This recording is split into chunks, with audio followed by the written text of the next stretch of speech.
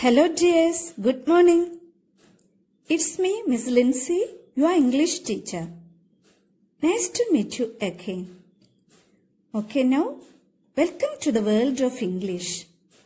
So, before we begin, let's ask the blessings from God, the Almighty, so that let His Holy Spirit enlighten us, help us, and guide us through.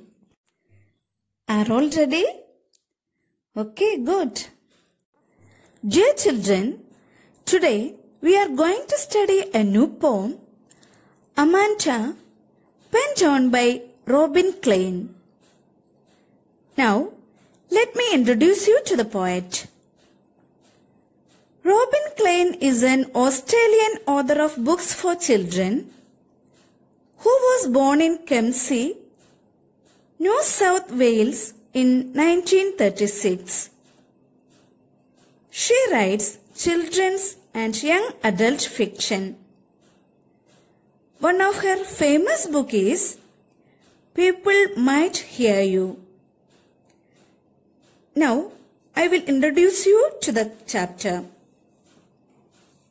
Here in this poem, Amanta, Robin Clein has expressed the state of a little girl's mind around 14 years old, who is constantly pointed out by her mother for making mistakes. But Amanta, the girl, does not want to be instructed by her mother. So, she goes to a fanciful world of imagination every now and then, created by herself. Now we will move on to the poem. Let me read it for you. Poem 6, Amanta by Robin Clein. Don't bite your nails, Amanta. Don't hunch your shoulders, Amanta. Stop that slouching and sit up straight, Amanta. There is a languid emerald sea, where the sole inhabitant is me, a mermaid drifting blissfully. Children, now we will discuss the unfamiliar words in the stanza. Here, hunch means bent, slouching, sitting in a lazy way. Languid means relaxed. Emerald here means green color. Inhabitant, resident. Drifting, carried slowly by the water.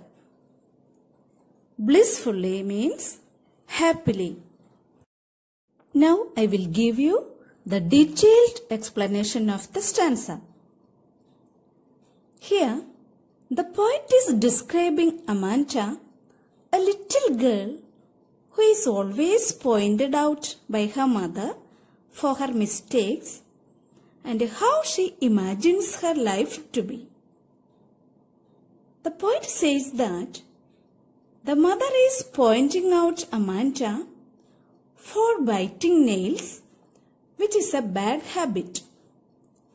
Next, she asks her to sit straight without bending her shoulders. Amanta, who has habit of bending her shoulders and sitting lazily, is being pointed out because her mother wants her to sit in the right posture.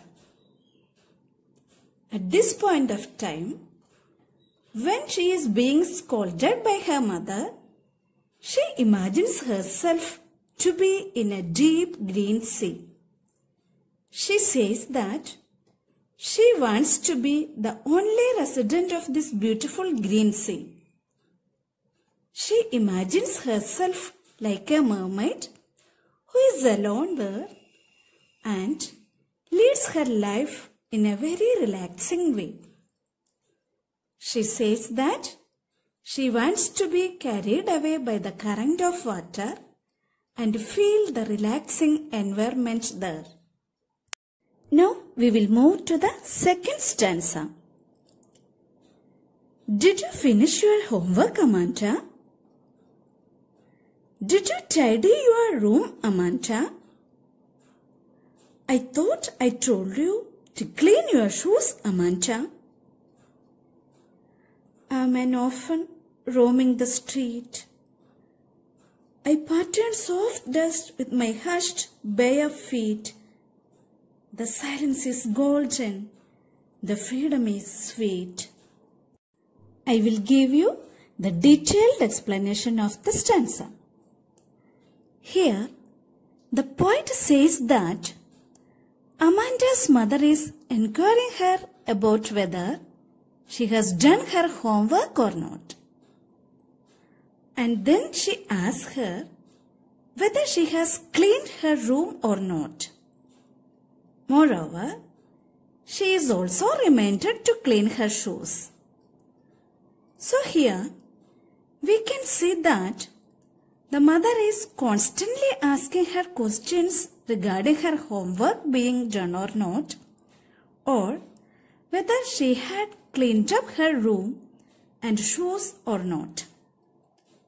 But on the other hand, while Amanda is listening to her mother's instructions, she imagines herself to be an orphan who is roaming in the streets.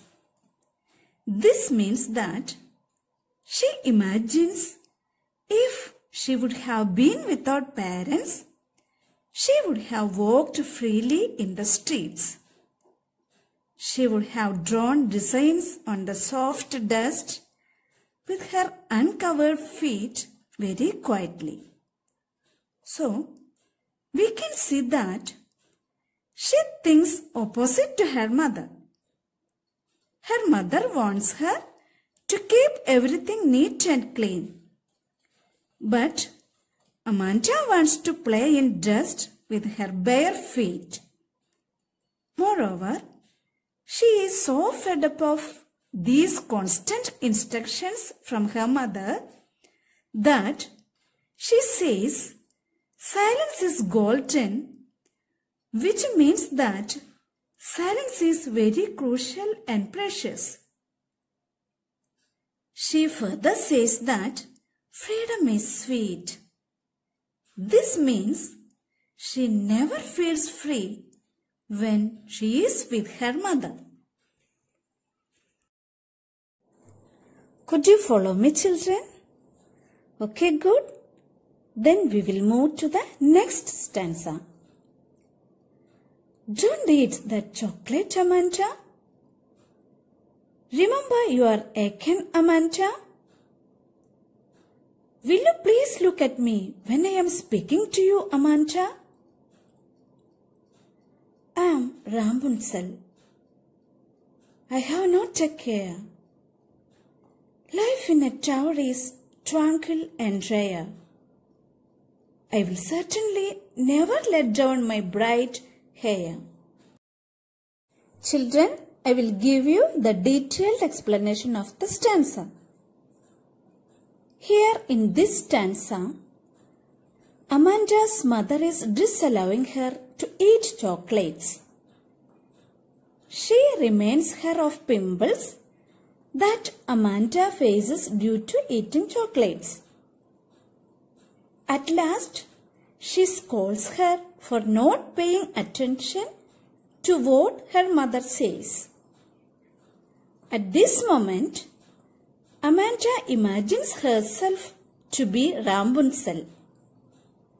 Rapunzel was a character from a fairy tale that was captured in tower by a witch. The witch used to climb the tower with the help of long hair of Rapunzel that were let down by her through the window. So, now Amanda wants to be Rapunzel because she feels that life in the tower will be peaceful and unusual. So, she thinks she will be free and live in a peaceful environment in the tower. She also confirms to herself that she will never let her hair down to anyone so that nobody could come to her in the tower. We will move on to the next stanza. Stop that sulking at once, Amanda. You are always so moody, Amanda. Anyone would think that I nagged at you, Amanda. Here, sulking means be in a bad mood.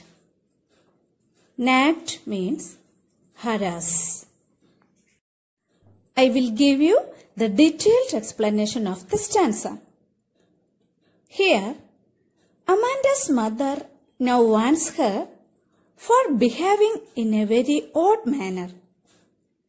She asks her to stop being in a bad mood.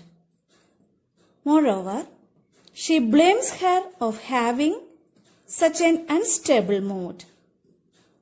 She also scolds her by saying that her behavior will one day make people think that Amanda was constantly being harassed by her mother. So here we can say that though Amanda is always pointed out by her mother on every small thing, but she can't react to this. Mother again scolds her that she should not behave like this, as others would think that Amanda's mother is very dominating towards her child. So children, it's time to wind up the session today. So let me request all of you to like and subscribe my channel. Thank you.